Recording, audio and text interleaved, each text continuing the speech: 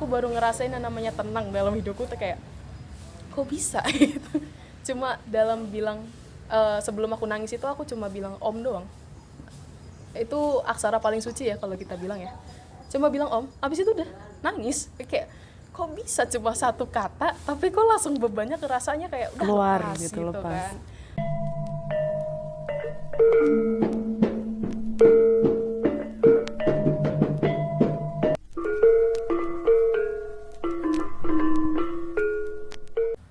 Kalau pergaulan sama teman-teman di sekolah kayak mana tuh?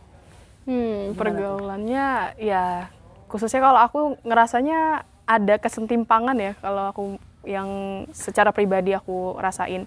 Kayak misalnya waktu SMP itu aku sama sekali nggak punya teman. Punya teman sih ada, kayak cuman satu atau dua aja. Dan aku ngerasa bahwa kenapa ya aku nggak mau ada yang temenan sama aku, apakah aku beda atau apa. Itu pikiranku yang benar-benar ngeganggu aku pas aku SMP. Begitupun di SMA, aku pun SMA juga tadinya kayak oh mereka bisa nerima aku. Tapi kok lama-kelamaan aku baru tahu mereka tuh ngelihatnya dari sisi hal seperti itu, kayak kamu agamanya beda, kita nggak mau temenin, seperti itu. Dan aku cuma punya temen di SMA tuh cuma sekitar dua lah. Sampai sekarang masih komunikasi dan mereka sahabat baikku sih. Sempet nggak kena bullying kayak gitu? Soalnya dengar-dengar katanya Gayatri sampai nggak mau mengakui Hindu. Iya itu sempat karena waktu pas SD yang paling parah lanjut ke SMP. Jadi waktu SD itu namanya juga masih bocah SD kan istilahnya. Terus kelas 4 waktu itu sempat ada pelajaran agama. Aku nggak mau keluar karena aku pengen tahu gimana sih agama itu diajarkan di sekolah seperti itu kan. Dan aku dengerin dan aku mungkin agak sedikit tahu ya karena kebetulan ibu adalah seorang dharmika dan dia mengajarkan aku bahwa semua agama itu indah. Nggak ada yang namanya agama yang mengajarkan bahwa sesuatu hal yang buruk seperti itu. Dan aku sedikit paham tentang agama yang diajarkan di sekolah. Aku pun waktu itu iseng-iseng nanya kayak, kok agamanya kayak gini, kayak gitu kan. Namanya juga bocah SD gitu, masih pengen tahu. Tapi teman-temanku bilang, kamu tuh nggak usah ngomong, ngapain kamu ngomong gitu kan. Kayak, kamu tuh bukan agama kita, kenapa harus ikut campur gitu. Ya aku juga kayak, aku kan pengen tahu, kenapa aku nggak boleh tahu. Terus dia bilang, ya kan agamamu, agamaku ya agamaku, terserah dong gitu. Terus sempat juga pikir kayak, kamu kenapa nggak mau masuk ke kami aja gitu. Terus kayak aku bilang, aku nggak mau, nggak suka, aku gituin kan. Terus mereka maksa aku hampir mau memakai aksesoris dari agamanya mereka. Dan di situ aku baru bilang sama ibu kayak aku dipaksa untuk seperti ini gitu. Ya saat itu ibuku sempat marah sampai datang ke sekolah bilang anak saya tuh nggak bisa diginiin. Ya meskipun kami itu minoritas, seenggaknya janganlah seperti ini kan gitu. Dan aku ngerasanya bahwa iya aku sempat dibully saat itu sampai kelas 6 itu aku benar-benar dibully gara-gara ya aku bukan Hindu, aku bukan bagian dari mereka. Aku sempat bahwa aku nggak punya agama sama sekali. Aku bilang seperti itu. Aku ikut di SMP, aku bawa Bhagavad Gita pun, cuma aku bawa aja sebagai kayak, kamu Hindu? Enggak, aku nggak baca kok, aku nggak tahu kok gitu. Cuma kayak aku nggak tahu cara bacanya kayak gimana. Toh aku juga ikut di kayak ke agama yang Kristen, Nasrani, aku ikut.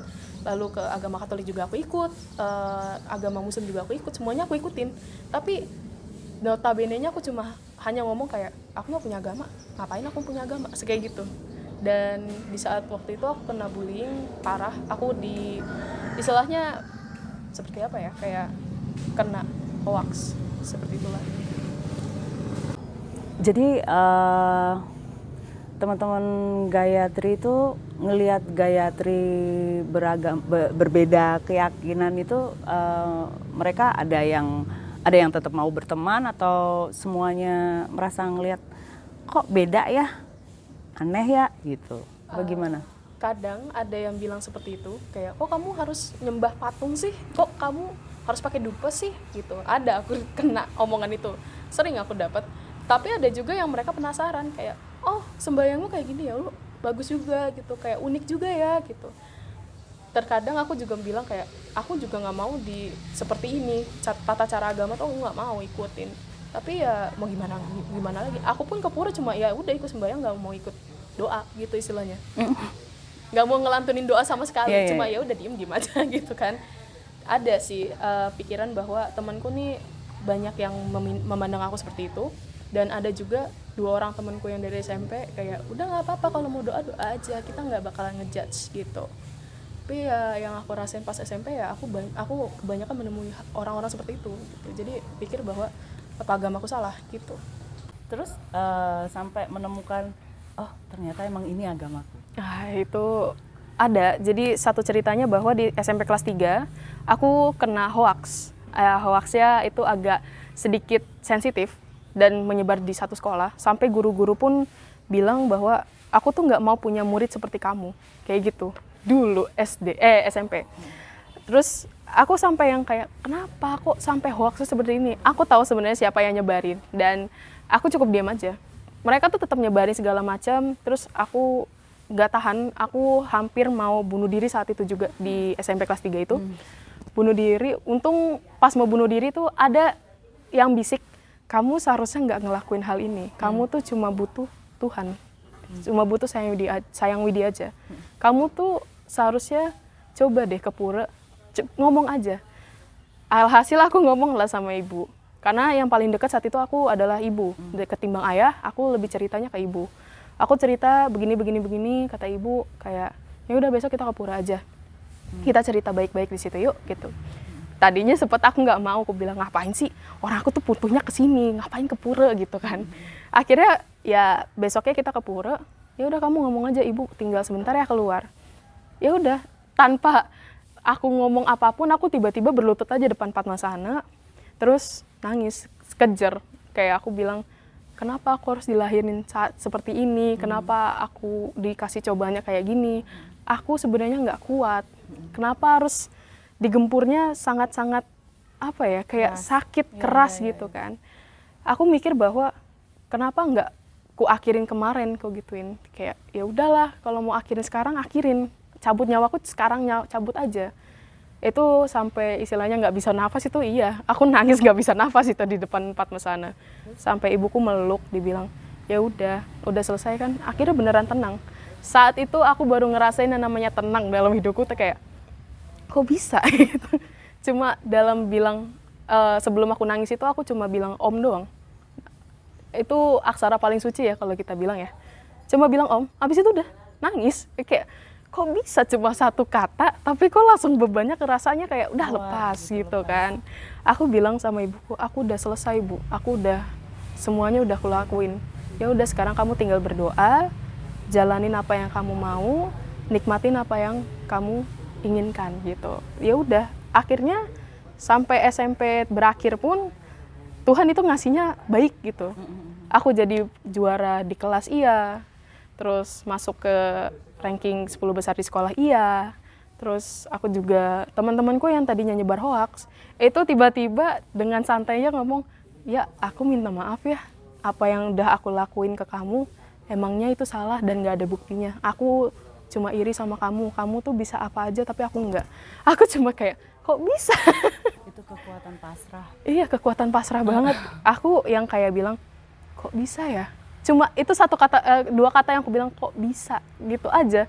Sampai dimana SMA pun lanjut, masa-masa puber kan.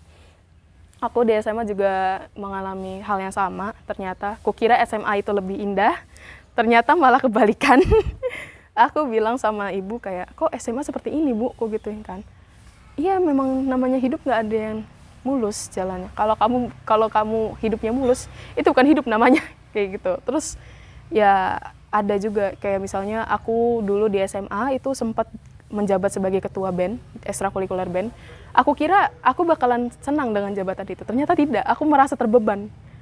Iya, aku kayak kenapa harus aku? Kenapa enggak yang temanku yang lebih pandai dalam hal ini gitu.